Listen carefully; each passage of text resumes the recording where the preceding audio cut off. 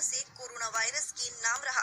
सरकार के लिए भी ये साल इस महामारी से निपटने के लिए गाइडलाइंस बनाने, लॉकडाउन लगाने और अनलॉक करने में ही निकल गया। इस सब के बीच सरकार ने कुछ बड़े फैसले भी लिए और कुछ नए कानून भी बनाए गए।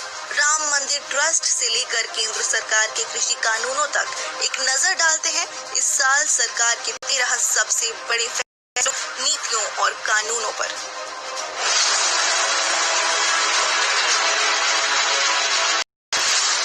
अयोध्या पर सुप्रीम कोर्ट के फैसले के 88 दिन बाद दिल्ली चुनाव से ठीक 3 दिन पहले 5 फरवरी को प्रधानमंत्री नरेंद्र मोदी संसद पहुंचे और लोकसभा में उन्होंने श्री राम जन्मभूमि तीर्थ क्षेत्र ट्रस्ट बनाने का ऐलान किया। केंद्र सरकार ने ट्रस्ट को नरसिम्हा राव सरकार की अधिग्रहित 67 एकड़ जमीन भी सौंपी।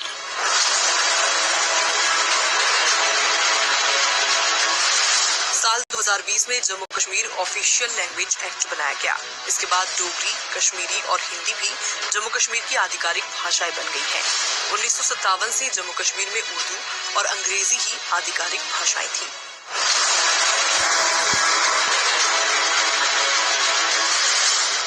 कोरोना महामारी से पैदा हुए आर्थिक संकट से निपटने के लिए सरकार salary and allowance of minister और salary allowance and pension of member of parliament bill लेकर आई, जिसके बाद सांसदों और केंद्रीय मंत्रियों को मिलने वाली सैलरी और पेंशन में 30% की कटौती हुई। इस कटौती से हर महीने सरकार को लगभग 2 करोड़ 34 लाख का फायदा हुआ।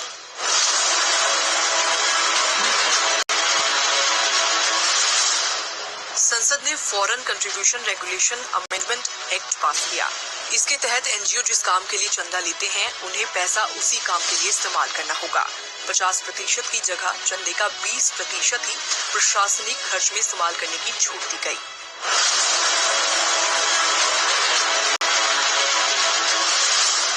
साल 2020 में 34 साल बाद नई राष्ट्रीय शिक्षा नीति आई। इस नई नीति के तहत अब 10+2 फॉर्मूले की बजाय 5+3+3+4 का पैटर्न होगा।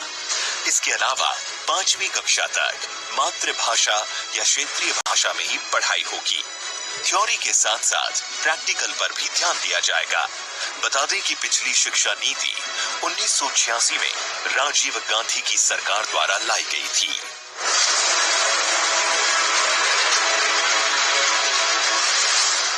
2020 में संसद ने एपिडेमिक डिसीज अमेंडमेंट एक्ट बनाया।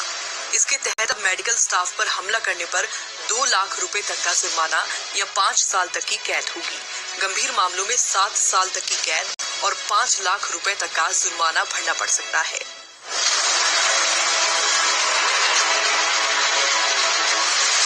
सरकार ने पोस्ट ग्रेजुएट करने वाले आयुर्वेदिक डॉक्टरों को इस साल 58 तरह की सर्जरी करने की मंजूरी दे दी। जहां आयुर्वेदिक डॉक्टर इस फैसले का स्वागत किया, वहीं इंडियन मेडिकल एसोसिएशन यानी IMA ने केंद्र सरकार के इस फैसले का जमकर विरोध किया।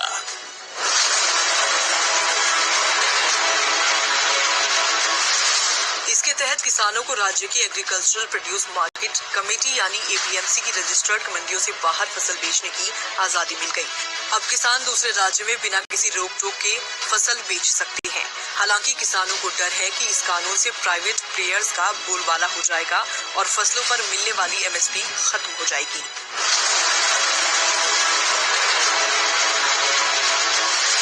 संसद ने farmers empowerment and protection agreement of price assurance and farm service bill pass किया। इसके तहत किसान कृषि फार्म, थोक और खुदरा विक्रेताओं और निर्यातकों के साथ कॉन्ट्रैक्ट करके पहले से तय दाम पर भविष्य में अपनी फसल बेच सकते हैं। हालांकि कॉन्ट्रैक्ट करने से किसानों का पक्ष कमजोर पड़ सकता है। किसान कीमत तय नहीं कर पाएंगे।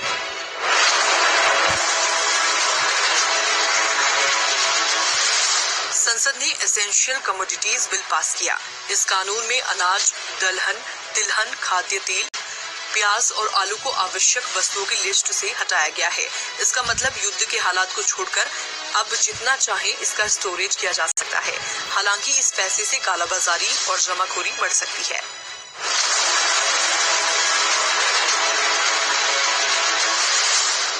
प्रधानमंत्री मोदी ने कोरोना संकट के दौर में भारत की अर्थव्यवस्था को सुधारने के लिए आत्मनिर्भर भारत अभियान के 20 लाख करोड़ रुपए के राहत पैकेज का ऐलान किया।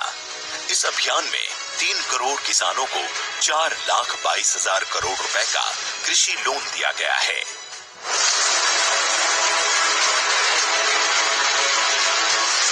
संसद में 23 सितंबर को श्रम कानून से जुड़े 3 अहम कोड बिल पास हुए।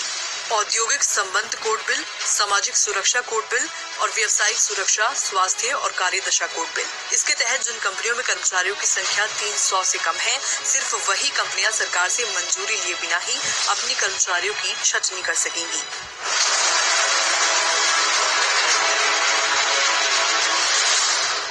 22 मार्च को देश में पहली बार एक दिन का जनता कर्फ्यू लगाया गया, जिसके बाद 24 मार्च से 14 अप्रैल तक देश में टोटल लॉकडाउन रहा।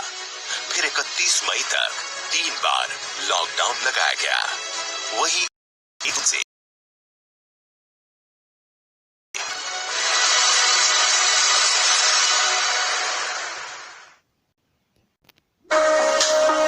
रविवार को जिस वक्त पीएम मोदी का मन की बात कार्यक्रम चल रहा था, उसी दौरान किसान ताली और थाली बजाकर इसका विरोध कर रहे थे।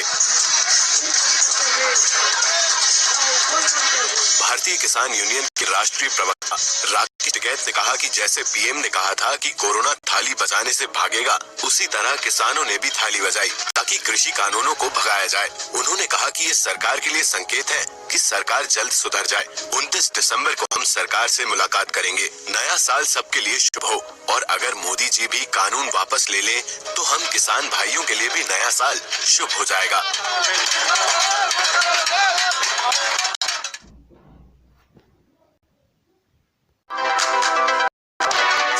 कोरोना मरीज न सिर्फ तेजी से ठीक हो रहे हैं, बल्कि नए केसों में भी कमी आ रही है।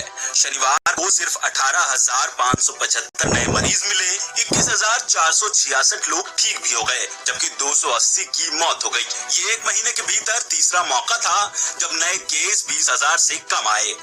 देश में अब तक 1 करोड़ 1 लाख से ज्यादा केस आ चुके हैं।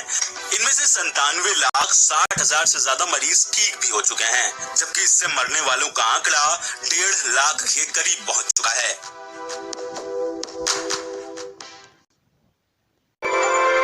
जदयू राष्ट्रीय कार्यकारिणी की बैठक पटना में पार्टी कार्यालय में चल रही है। बैठक में तमिलनाडु, केरल, बंगाल और झारखंड के प्रतिनिधि भी पहुंचे हैं। बैठक से पहले जदयू महासचिव संजय झा ने अरुणाचल के मुद्दे पर तो कुछ नहीं कहा, लेकिन बिहार की सरकार पूरे 5 साल चलेगी इसका दावा जरूर किया। तो मौका ढूंढ रहे हैं ना, वो मौका नहीं मिलने वाला है।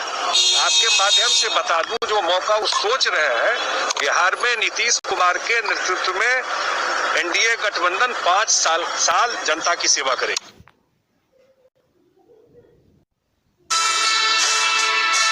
गृहमंत्री अमित शाह ने रविवार को मणिपुर में आईआईटी और मेडिकल कॉलेज की नींव रखी। यहाँ उन्होंने जनसभा को संबोधित करते हुए कहा कि जनता के दिल की बात समझने में प्रधानमंत्री नरेंद्र मोदी जैसा दूसरा कोई नहीं है। बता दें, इससे पहले शाह शनिवार को असम पहुंचे थे। उन्होंने रविवार को मां कामाख्या के दर्शन किए। मां की पूजा अर्चना के बाद वे मणिपुर रवाना हुए। शाह के पूर्वोत्तर दौरे का रविवार को दूसरा दिन है। पूरे नॉर्थ ईस्ट को भारत के दृष्टिकोण में भारत को नॉर्थ ईस्ट का एक नया परिचय कराने का काम किया है। मणिपुर एक जमाने में इंसर्जेंसी के लिए, बंद के लिए, ब्लॉकेज के लिए जाना जाता था।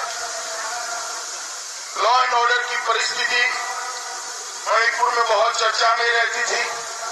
आज इंफाल में राज्य पुलिस मुख्यालय का भी भूमि पूजन हो रहा है। इसको मुझे आनंद है कि मेरे हाथों से वो हो रहा है। भारत ने मेलबर्न में खेले जा रहे दूसरे टेस्ट के दूसरे दिन ऑस्ट्रेलिया पर 82 रन की बढ़त ले ली है। टीम इंडिया के कप्तान अजिंक्य रहाणे ने इस मैच में सचिन तेंदुलकर के 21 साल पहले बनाए गए रिकॉर्ड की भी बराबरी की। वो टेस्ट क्रिकेट में मेलबर्न क्रिकेट ग्राउंड यानी एमसीजी पर बतौर भारतीय कप्तान शतक लगाने वाले दूसरे भारतीय कप्तान बने। एमसीजी में 2 शतक लगाने वाले रहाणे पहले भारतीय खिलाड़ी बने। रहाणे ने 2014 में भी ऑस्ट्रेलिया के खिलाफ एमसीजी में शतक जड़ा था। उन्होंने तब 147 रन बनाए थे। इससे पहले पहले सचिन तेंदुलकर ने 1999 में बतौर कप्तान ऑस्ट्रेलिया के खिलाफ टेस्ट में 116 रन की पारी खेली थी। इस मैच को ऑस्ट्रेलिया ने 285 रन से जीता था।